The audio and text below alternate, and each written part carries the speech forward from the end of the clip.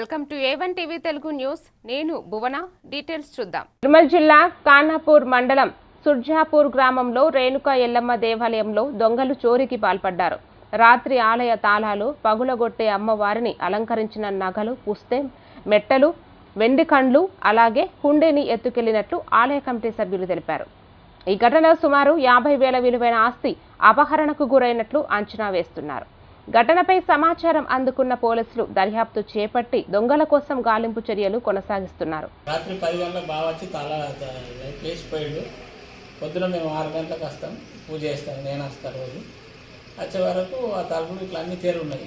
ఏంటని చూసే వరకు బయటికి వెళ్ళే వరకు అమ్మవారి పుస్తే మట్టేం లేదు, ఉండి లేదు.